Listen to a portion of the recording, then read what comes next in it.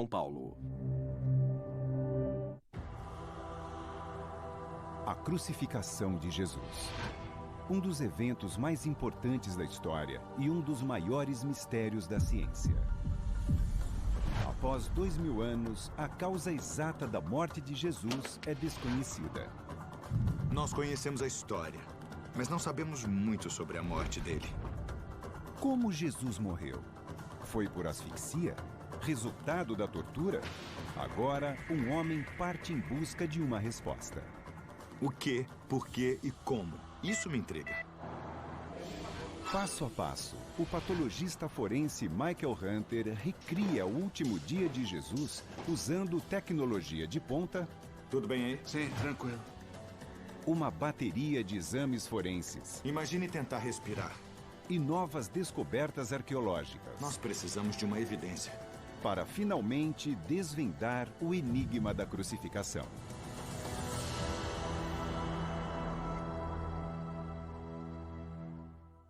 Lugares mais públicos para que todos as vejam.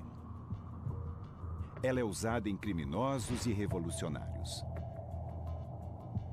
Ao longo de 500 anos, os romanos crucificaram dezenas de milhares de pessoas. Mas como as vítimas morriam? O Dr. Hunter inicia sua investigação médica por uma teoria bastante popular: a asfixia. Eu diria que a asfixia é o mecanismo da morte mais provável. Ser posicionado em uma cruz pode, sim, prejudicar a capacidade respiratória. Isso é uma coisa que nós temos que examinar e provavelmente examinar primeiro.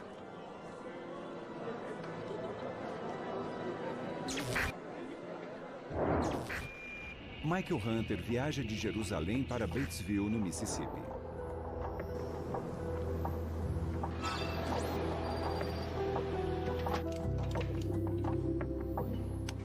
O Dr. David Ball é médico e ex-diretor de pronto-socorro. Ele investiga a morte de Jesus há mais de 30 anos. Hoje, ele convocou 3 voluntários para descobrir os efeitos da crucificação sobre o corpo humano. Este é o método clássico, Sei. no qual... Esse é o método que a gente vê em todas as pinturas, não é? Ao longo da história. É exatamente esse. Os voluntários são suspensos em uma cruz de 2,40 metros por 1,80 na posição em que Jesus teria sido crucificado. Monitorando a frequência cardíaca, a concentração de oxigênio no sangue, a quantidade de ar inalada e a frequência respiratória, o Dr. Ball monitora exatamente como cada voluntário está absorvendo e processando o oxigênio. Lee, como está? Tem alguma coisa doendo? Tem sim, as pernas. E especialmente os ombros, parece que eles saíram do lugar. Tá. Enquanto der, aguenta firme. Você consegue mais? Sem problema. Tá bom. Eu quero que você aguente o quanto der, Tá. não exagere.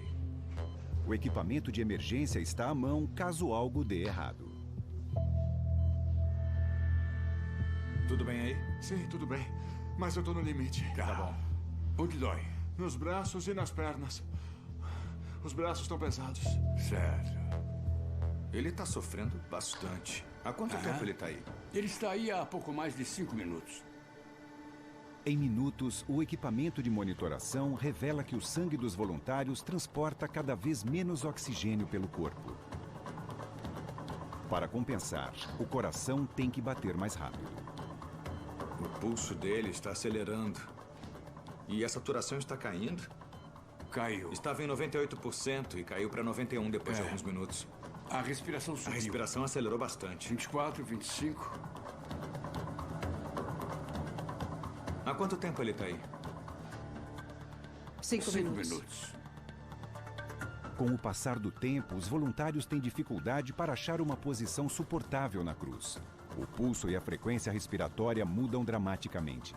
O pulso está em 150, 160. Estas alterações podem ser os sinais de asfixia através da crucificação que Michael Hunter está procurando.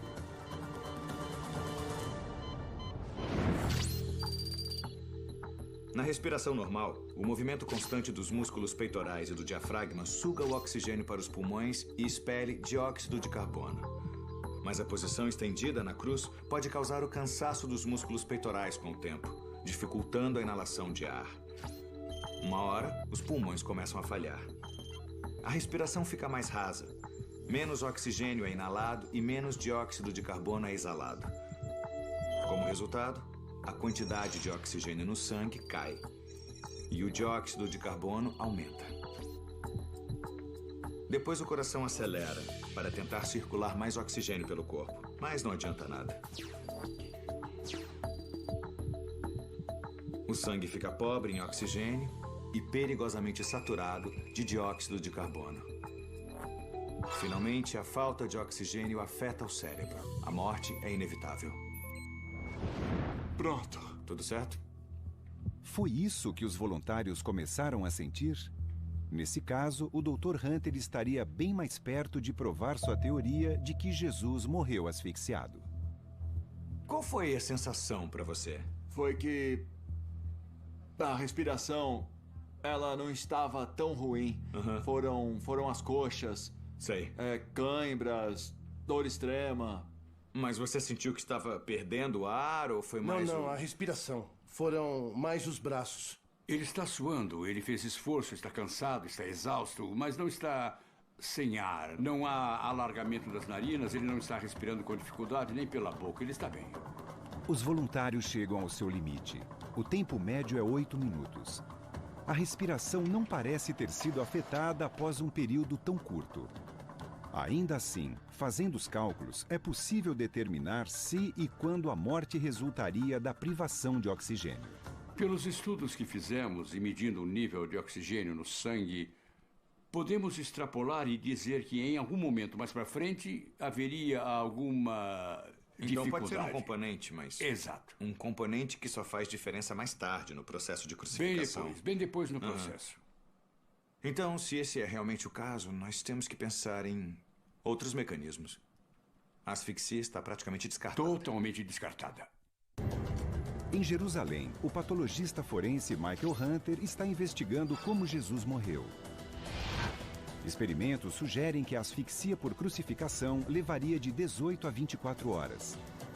Mas os evangelhos afirmam que Jesus morreu em apenas 6 horas. O Dr. Hunter tem que considerar a possibilidade de que a morte de Jesus teve outra causa. E ele também precisa saber o quanto pode confiar nos evangelhos como evidência forense. Por isso, ele está no Templo do Livro em Jerusalém, lar dos pergaminhos do Mar Morto. Os textos bíblicos mais antigos já descobertos são da Bíblia hebraica, o Velho Testamento. Mas são vitais para o entendimento dos evangelhos no Novo Testamento. No laboratório de preservação dos pergaminhos, ele encontra uma especialista no Novo Testamento, Paula Fredriksen. Existe alguma discussão nos evangelhos sobre quanto tempo Jesus permaneceu na cruz? Será que eu posso confiar nesses dados? É o que os evangelhos dizem? Estes evangelhos não são depoimentos de testemunhas oculares. Então não dá para saber. Não são transcrições e não são jornalismo. Os evangelhos têm os nomes de 4 dos primeiros seguidores de Jesus. Os apóstolos Mateus e João, presentes na última ceia, e os evangelistas Marcos e Lucas. Mas hoje a evidência sugere que eles não são os verdadeiros autores dos textos. O evangelho mais antigo seria o de Marcos. Por causa de evidências históricas no texto, acredita-se que ele tenha sido escrito por volta de 70 depois de Cristo. Jesus deve ter morrido com pouco mais de 30 anos, então existe um intervalo de quase 40 anos entre a morte de Jesus e o registro mais antigo que temos sobre a história da morte de Jesus. Eu estou surpreso, porque eu achava que os evangelhos representassem relatos testemunhais da crucificação.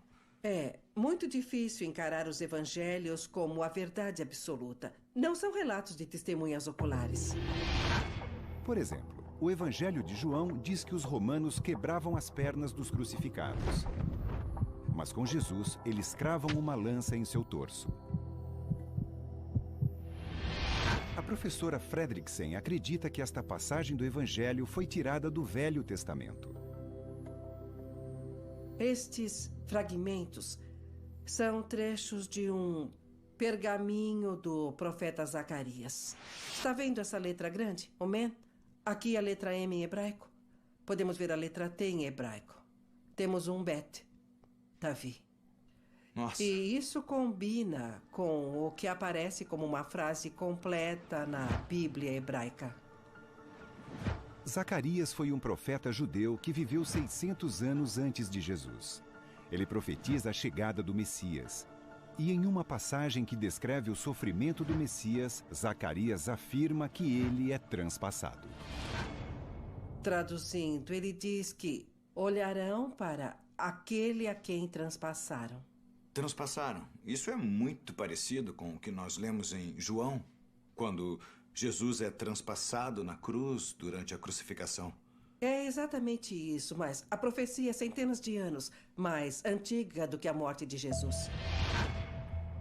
De acordo com essa visão, a história do Evangelho de que Jesus foi ferido com uma lança teria sido escrita principalmente para que Jesus cumprisse uma profecia sobre a vinda do Messias judeu. Ela não seria uma descrição precisa do que aconteceu com Jesus na cruz.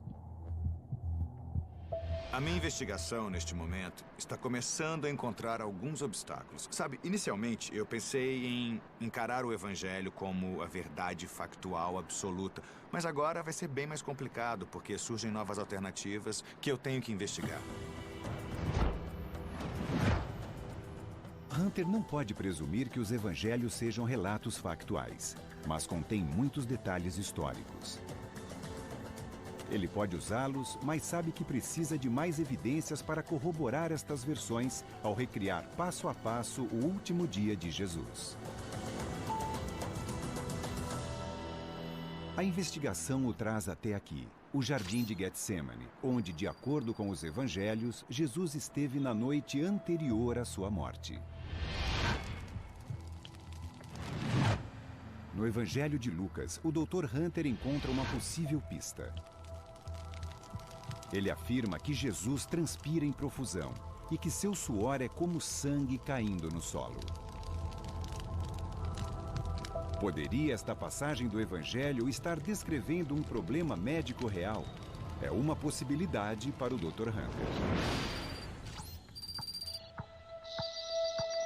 Sob a pele, nós temos até 3 milhões de pequenas glândulas produzindo suor. O suor é feito de água, sais e aminoácidos. Cada glândula sudorípara é cercada por vasos sanguíneos microscópicos.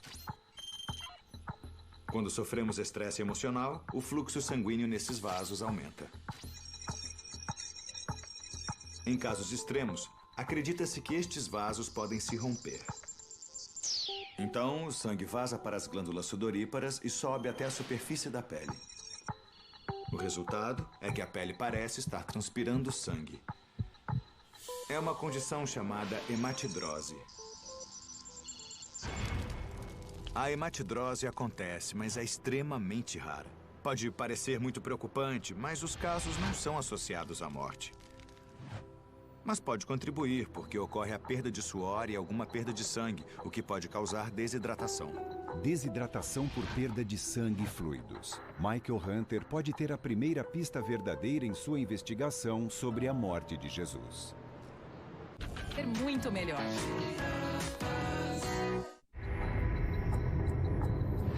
Michael Hunter está recriando o último dia de Jesus. Ele está em busca de evidências forenses que sustentem os relatos bíblicos e procurando pistas sobre o que pode ter causado a morte de Jesus. Na noite anterior à crucificação, Jesus é preso no Jardim de Getsemane.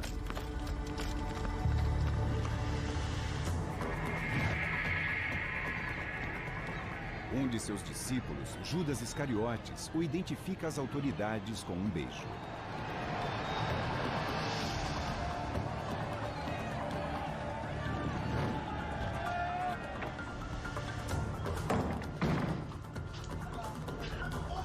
Jesus é levado à presença do prefeito romano Pôncio Pilatos. Ele é acusado de sedição por supostamente alegar ser o rei dos judeus. O professor de história Jonathan Price é um especialista em lei, ordem e punição romanas. Ele está ajudando Michael Hunter a avaliar a precisão histórica dos evangelhos. Esta igreja marca o lugar onde, segundo a tradição, Jesus foi julgado diante do prefeito romano, Pilatos. O evangelho diz que Jesus foi condenado à morte por crucificação, mas antes ele deve ser flagelado ou brutalmente chicoteado. De acordo com o que nós sabemos, é provável que Jesus tenha sido chicoteado? Sim, a flagelação era parte integral da pena de crucificação. Uma humilhação pública, uma demonstração clara da posição de autoridade romana sobre um criminoso comum.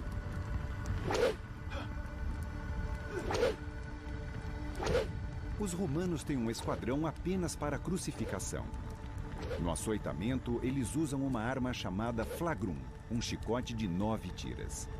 Eles são especialistas em infligir o máximo de dor. Como esta punição violenta afeta o corpo? Hunter quer saber se a morte de Jesus pode ter sido causada antes de ele ser crucificado.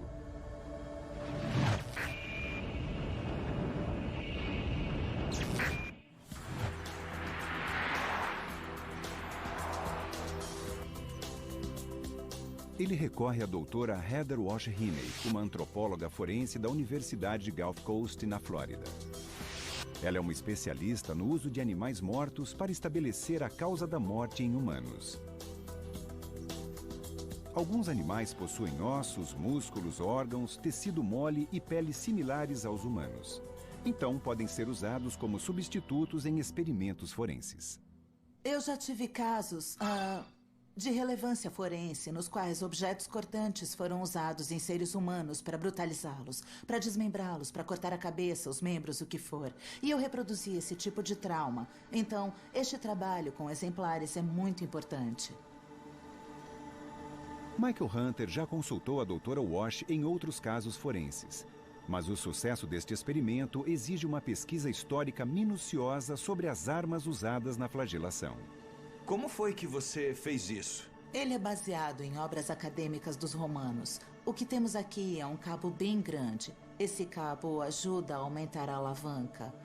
O que você também pode notar nas tiras de couro é que elas foram trançadas. E no meio das tranças nós temos essas bolas de chumbo e pedaços de ossos de vaca. Veja como eles são afiados. Eles têm bordas muito Só de olhar finas. para isso, eu já tenho a impressão de que os romanos projetaram um instrumento para causar muita dor. E é lógico, isso aí vai resultar em danos, pelo menos para a pele. Isso. Mas eu estou interessado em ver o que ele faz com o esqueleto e com os tecidos mais profundos.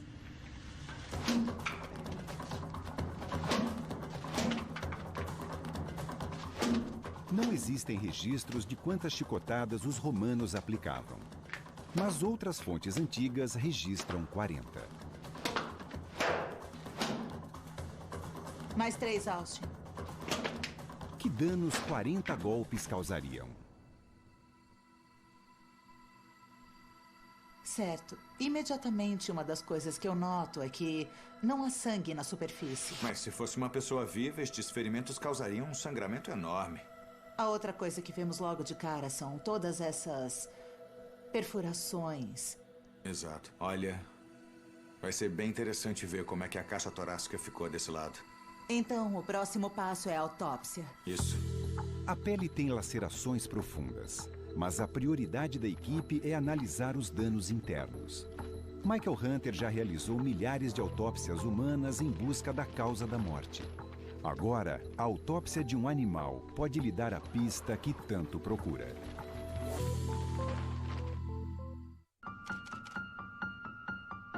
O patologista forense Michael Hunter faz autópsia de um animal para investigar os efeitos da flagelação com um chicote romano. Ele procura lesões internas para determinar se uma pessoa teria sofrido da mesma forma. Nós vamos fazer o que fazemos em qualquer autópsia. Nós começamos removendo o tecido sobre o peito. A caixa torácica está intacta. Mas estamos vendo alguma coisa aqui. O que é? O que é isso? Uau! Nossa, que estranho. Nossa! Temos uma pequena fratura bem aqui na costela, mais pra cima. Tem pedaços totalmente soltos, não é? É. Certo. Foi totalmente macerado. Ou seja, o impacto é tão severo que nós temos costelas fraturadas. Anterolateral, lateral e, principalmente, posterior. Impressionante. Dá uma olhada. Temos fraturas completas. O flagrum romano, com seus fragmentos de osso e bolas de chumbo, fraturou 23 das 24 costelas, principalmente do lado direito. E o mais importante, Hunter vê que as costelas fraturadas laceraram vasos sanguíneos. Isso resultaria em hemorragia na cavidade torácica. São lesões muito mais extensas do que eu estava esperando encontrar. É muito impressionante. Isso aqui certamente aceleraria a perda de sangue, a desidratação e a morte.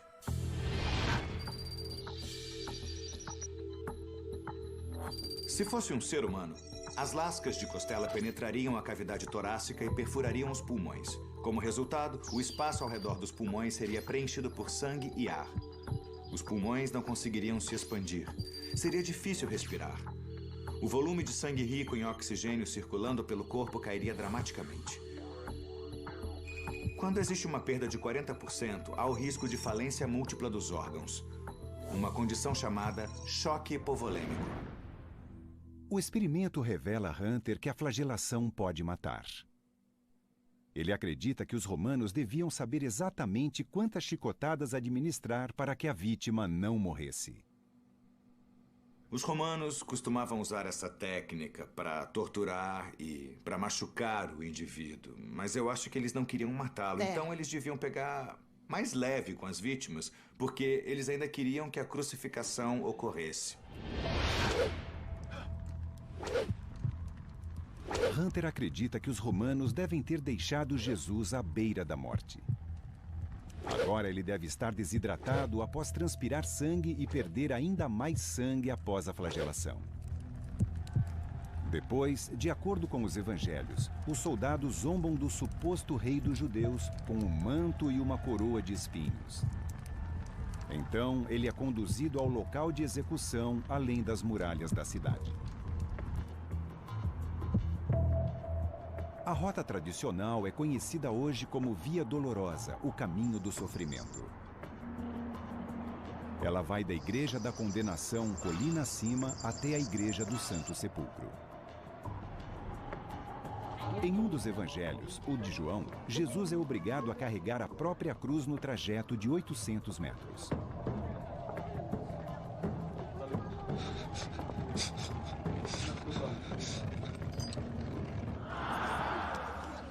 Para o historiador Jonathan Price, é muito provável que a história seja verdadeira. O fato de os prisioneiros condenados à crucificação terem de carregar a própria cruz é confirmado por outras fontes. É a parte da história da paixão que realmente possui uma base histórica sólida.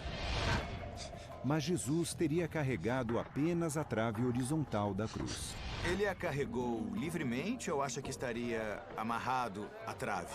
Bom, esse é um dos detalhes da crucificação que variam, embora existisse uma espécie de procedimento padrão. Também existiam variações. Amarrado a ela ou não, a trave horizontal da cruz era feita de madeira, provavelmente carvalho. Media cerca de 1,80 m e pesava cerca de 35 quilos. Muito bem, nós temos Jesus carregando uma coisa que pesa uns 35 quilos. Ele acabou de sofrer um trauma severo. A frequência cardíaca dele deve estar subindo. A frequência respiratória também. Ele está sofrendo. Ele deve estar desidratado por causa da perda de sangue. E ele está carregando um objeto pesado. Então, eu imagino que ele devia estar com as pernas cansadas, ele podia estar desorientado. E isso levanta a possibilidade dele possivelmente ou provavelmente cair.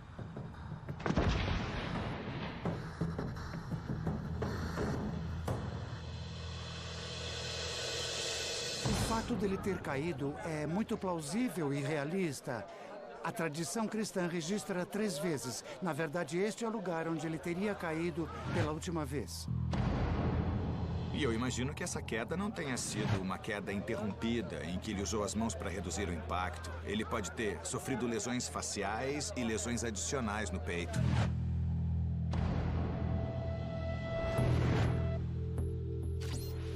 Quando o corpo humano se choca contra outro objeto, como em uma batida de carro, o peito pode ser comprimido, resultando em fratura das costelas e danos aos órgãos internos, especialmente os pulmões e o coração. A gravidade da lesão depende de 3 fatores: a massa, a velocidade e a desaceleração dos objetos em colisão. Em uma batida de carro, quanto mais forte o impacto, maiores são os danos. O tecido muscular do coração pode se romper e encher de sangue o pericárdio, em volta do coração. A capacidade de bombeamento do coração é suspensa e ocorre uma parada cardíaca. Hunter acredita que o coração e os pulmões de Jesus já estão sob enorme pressão após os ferimentos da flagelação. Agora ele quer investigar que danos uma queda com um peso de 35 quilos causaria. Ele viaja para um centro de testes a 3.700 quilômetros dali, na Inglaterra. O laboratório usa bonecos sofisticados para estudar o que acontece com seres humanos em acidentes automotivos violentos. Sensores dentro dos bonecos medem a força da batida, o impacto e o trauma resultantes em humanos. O Dr. Tony Payne, o engenheiro, cria um teste para permitir que a tecnologia moderna ilumine um mistério do passado.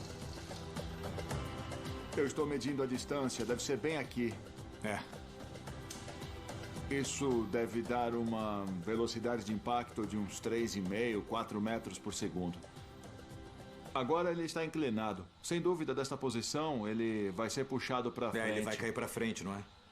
O impacto vai ser no peito e na cabeça. E cabeça.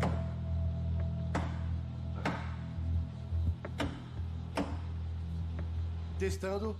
3, 2, 1. 10. Só no Discovery.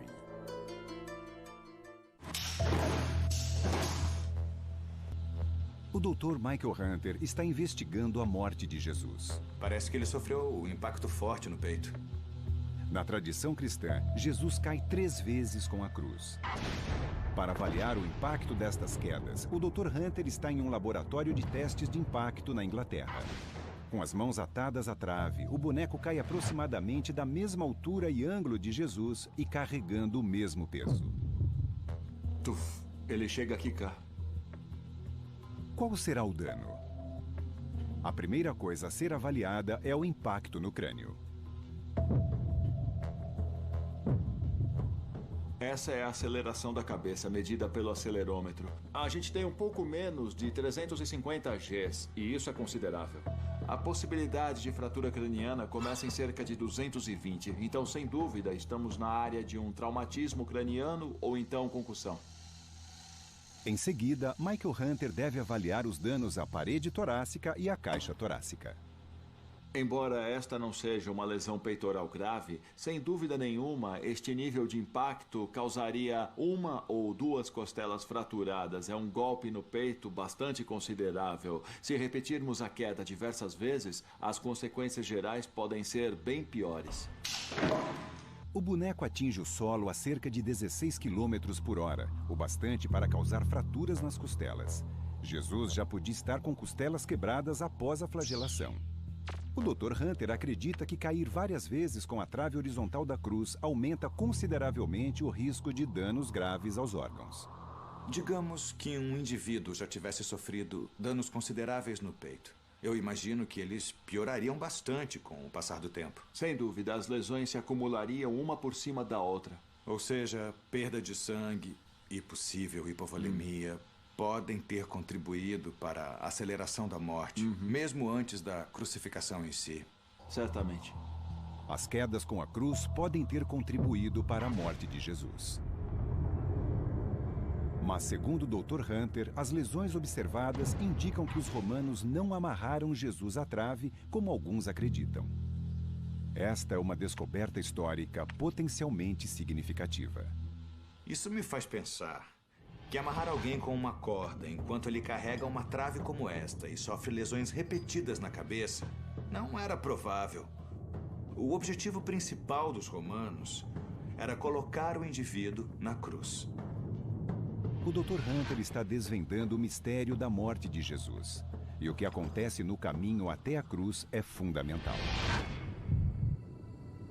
Jesus deve estar sofrendo de hipovolemia. A perda de volume sanguíneo, hemotórax, sangramento na cavidade torácica. E com sérias dificuldades para oxigenar o corpo. Michael Hunter está perto de descobrir como Jesus morreu. Mas para entender como estes fatores se manifestam na cruz, ele tem que saber exatamente como Jesus foi crucificado. 2000 anos de arte e iconografia cristãs retratam Jesus pregado à cruz de forma bem específica. Com os braços abertos e os pés unidos. Mas ele foi crucificado desta forma? E que efeito a posição de Jesus na cruz teve sobre a causa de sua morte? É quase impossível encontrar evidências físicas de uma crucificação. A madeira apodrece e os pregos de ferro teriam sido removidos e reciclados ou levados como amuletos da sorte.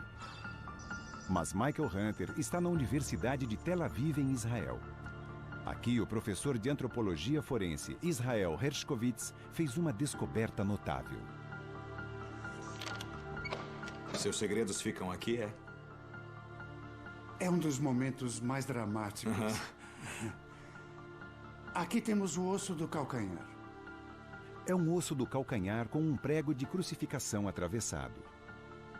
Descoberto em uma tumba em Jerusalém, ele data da época de Jesus. É a primeira evidência direta de crucificação já encontrada. É um típico prego romano, sabe? Com a cabeça grande e redonda, como podemos ver aqui. E dá para ver que o prego entra pelo lado do osso e não pela frente. Certo. De acordo com esta evidência, as vítimas eram pregadas à cruz pelo calcanhar e não pelo peito dos pés. E o comprimento do prego, um pouco mais de 10 centímetros, indica que os calcanhares eram pregados separadamente e não juntos. A cruz ficava entre as pernas das vítimas de crucificação. É uma pista notável sobre como exatamente Jesus pode ter sido crucificado. Com 2 pregos, cada calcanhar é pregado separadamente. Separadamente. A análise forense do professor Hershkovitz desta evidência arqueológica contesta a ideia tradicional de como Jesus foi pregado à cruz. Michael Hunter é forçado a repensar como exatamente Jesus morreu. 10. Só no Discovery. O Dr. Michael Hunter está examinando uma descoberta única. O calcanhar trespassado por um prego de um homem crucificado. Ele mostra que por 2000 anos, os cristãos vêm imaginando Cristo na posição errada na cruz. Agora, ele examina mais 3 pregos de crucificação da época de Jesus encontrados em outra tumba em Jerusalém. Os únicos pregos de mãos já descobertos. Isso é muito raro, porque ninguém sabe da existência de outro conjunto de pregos. O mais incrível é que todos os 3 pregos têm vestígios de ossos. Certo. Analisando os fragmentos de ossos encontrados nos pregos, Hershkovitz descobre que as vítimas foram pregadas à cruz não pelas palmas, mas pelas costas das mãos. Assim e assim, certo? Agora põe as mãos no lugar exato. Maravilha. O prego passa pelo que chamamos de região dorsal da mão. É, pelas costas da mão. Se as vítimas são crucificadas desta forma e a crucificação de Jesus segue o mesmo padrão, uma das imagens mais marcantes da civilização ocidental, que é Jesus na cruz, pode estar errada. E ao pregar as vítimas desta forma, os romanos parecem ter um propósito cruel e deliberado. Esta opção faz muito mais sentido porque dá mais apoio na cruz. Era isso que eu ia dizer agora. Porque você sustenta o corpo com os seus braços. Ou seja, se eles queriam prolongar a crucificação... Exato. Esse aqui era um bom jeito, porque eles se apoiavam com os pés e com os braços. O professor Hershkovitz também acha que as vítimas têm um apoio para os pés. Os romanos projetaram a crucificação deliberadamente desta forma para que ela durasse vários dias. Afinal, a ideia era humilhar as pessoas e aterrorizar o público. Quando as pessoas passavam e viam aquilo, isso, elas viam do que os romanos eram capazes. E a ideia era mantê-los vivos na cruz pelo maior tempo possível. E você acha que Jesus foi posicionado desse jeito ou não? Ele era um caso especial? Bom, com base na evidência, em parte por causa do local e em parte por causa da época de Jesus, eu acredito que ele foi crucificado desta forma. Se Jesus é crucificado desta maneira, ele pode sobreviver na cruz por dias. Então, sua morte em 6 horas, como descrita no Evangelho, é extraordinariamente rápida. Agora, Michael Hunter está se aproximando da causa da morte de Jesus. E ele acredita saber como Jesus pode ter morrido tão rápido. Ele examinou cientificamente cada passo da história da crucificação e usou tecnologia moderna em busca de evidências para explicar como Jesus morreu. Ele descartou a asfixia como causa da morte. Quando um corpo é colocado em uma cruz com apoios, não ocorre uma morte rápida por asfixia. Mas o exame dos efeitos da flagelação revela o que seriam lesões graves. Acho que esse experimento mostra que haveria um grande sangramento na cavidade torácica e que o pulmão pode ter sido diretamente afetado. Isso poderia contribuir para um choque hipovolêmico. E uma queda com uma trave de madeira pesada só tornaria os ferimentos piores. Jesus estaria com sérios problemas por causa das lesões sofridas na parede torácica, do dano aos pulmões, da incapacidade de usar os pulmões para oxigenar o corpo. Testes científicos e a tecnologia moderna deram a Michael Hunter um conhecimento sem precedentes da condição física de Jesus nos momentos anteriores à crucificação. Agora, ele afirma saber exatamente como Jesus morreu.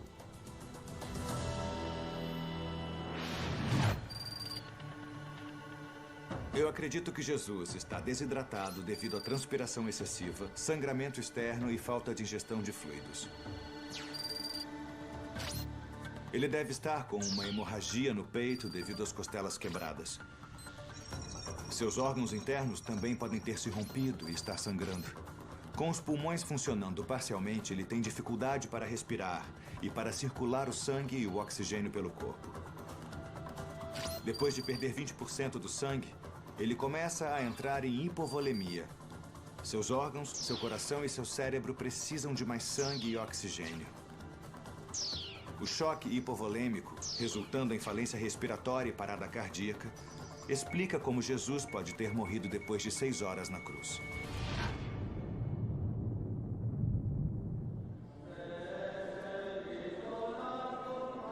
A investigação de Michael Hunter o levou a diversos países. Ele descobriu que, embora o objetivo da crucificação fosse uma morte lenta e dolorosa, Jesus deve ter morrido mais rápido do que o normal devido à brutalidade do tratamento que recebeu dos romanos. Nós tínhamos um desafio. Um caso não resolvido de 2000 anos, sem relatos de testemunhas oculares, sem um corpo para examinar. Mas com as evidências que analisamos e os testes que fizemos, tenho certeza quase absoluta de que Jesus morreu assim. Eu acho que, finalmente, resolvemos esse mistério.